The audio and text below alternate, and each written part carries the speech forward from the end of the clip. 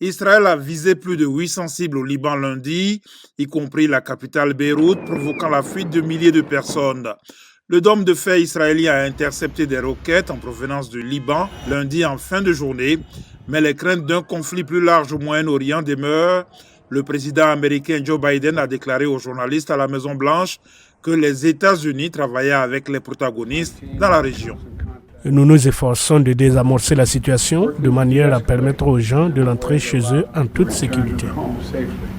La semaine dernière, Israël a mené une opération d'assassinat en utilisant des beepers télécommandés qui ont explosé, tuant des membres du Hezbollah, un groupe désigné comme terroriste par les États-Unis.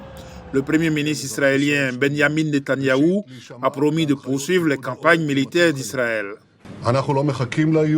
Nous n'attendons pas la menace, nous l'anticipons n'importe où, dans n'importe quelle arène, à n'importe quel moment. Nous éliminons les hauts fonctionnaires, nous éliminons les terroristes, nous éliminons les missiles et ce n'est pas fini.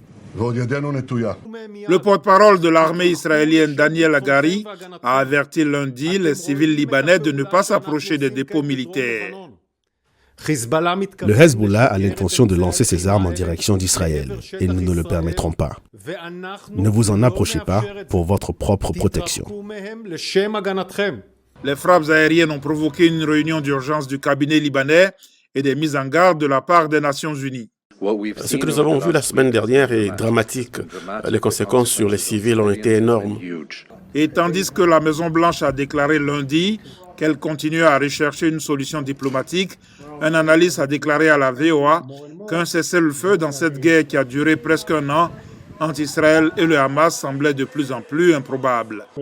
L'éventuel cessez-le-feu à Gaza n'est plus la solution, car on n'y arrivera pas tout simplement. Je pense donc qu'il n'est pas évident que les autres efforts diplomatiques des États-Unis portent des fruits.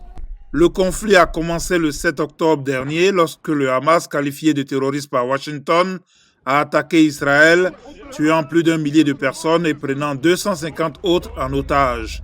La riposte militaire d'Israël a fait plus de 41 000 morts à Gaza, selon le ministère de la Santé de l'enclave palestinienne, qui ne fait pas de distinction entre les combattants et les civils dans son décompte.